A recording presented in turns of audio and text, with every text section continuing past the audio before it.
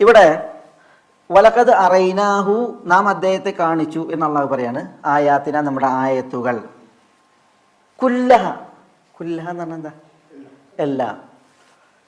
ഫകദ്ദബ വഅബ.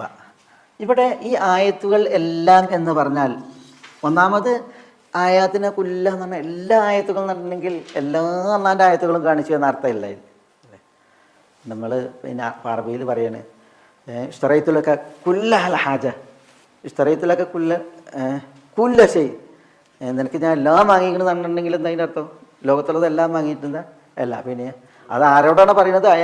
അയാളുമായി ബന്ധപ്പെട്ടുള്ള കാര്യങ്ങളെല്ലാം വാങ്ങി, അല്ലെങ്കിൽ ആവശ്യത്തിനുള്ള എല്ലാ സാധനങ്ങളും വാങ്ങി എന്നുള്ള അർത്ഥത്തിൽ.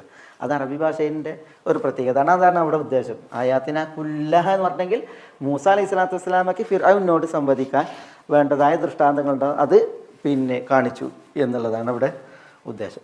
പിന്നെ അവിടെ ഈ ആയാത്തിന ബഹുവചനാണ് പ്രയോഗിച്ചത്. ആയാത്തിന, ഇത് എവിടെയാണ് സംഭവം? ഇപ്പോൾ ഫിർഔനും മൂസയും ഹാറൂനും ചെന്ന് ഫിർഔനോട് സംസാരിക്കല്ല കൊട്ടാരത്തിൽ, അപ്പോഴാണ്. അപ്പോൾ അവിടെ എത്ര ആയത്തുകളാണ് കാണിച്ചത്? 2 ആയത്തുകളാണ്. അതാണ് സൂറത്ത് അറാഫിൽ പറയുന്നത്. ഖാല ഇൻ കുൻത ജിഅത ബി ആയത്തിൻ ഫഅതി ബിഹാ ഇൻ കുൻത മിനസ് സാദിഖീൻ എന്നാണ്. ഫിർഔൻ പറയാണ്, വല്ല ആയത്തും കൊണ്ടുവന്നിട്ടുണ്ടെങ്കിൽ കൊണ്ടുവരുമെന്ന് പറയണം മൂസനോട്. അപ്പോഴാണ് ഫഅൽഖ അസ, വടിയിട്ട് ഫൈദാ ഹിയ സുർബാനും മുബീൻ, വനസഅ യദഹു, കൈ പാർശ്വത്തിൽ വെച്ച് ഊരിയെടുത്തു, ഫൈദാ ഹുവ ബൈദാഉ ലിന്നാദിരീൻ. ആയത്തുകൾ.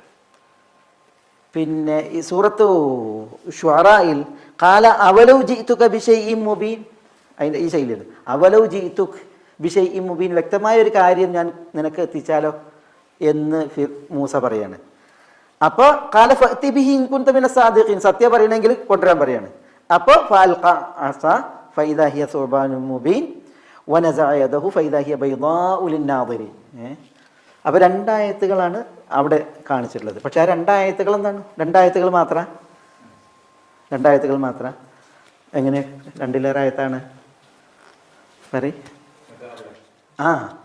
ഇപ്പം പാമ്പ് വടി ഇട്ടപ്പോൾ പാമ്പായത് അല്ലേ? വടി ഇട്ടു അല്ലേ? ആദ്യം അത് വടിയാണ്, അത് ഇട്ടപ്പോൾ അത് പാമ്പായി എന്ന് മാത്രമല്ല തന്നെയോ സുർബാനും മുബീൻ ഹയ്യത്തുൻ തസ്ആ, നല്ല ഒറിജിനൽ പാമ്പാണ്, ചലിക്കുന്ന വലിയ സർപ്പമായിട്ടാണ് അത് പരിണമിച്ചത്. പിന്നെ മാത്രമല്ല മൂസ അത് പിടിച്ചപ്പോൾ അതെന്തായി മാറി? പിന്നെ വടിയായി മാറി. അപ്പോൾ ആയത്തുകളാണ്, ആയത്തുകളാണ്.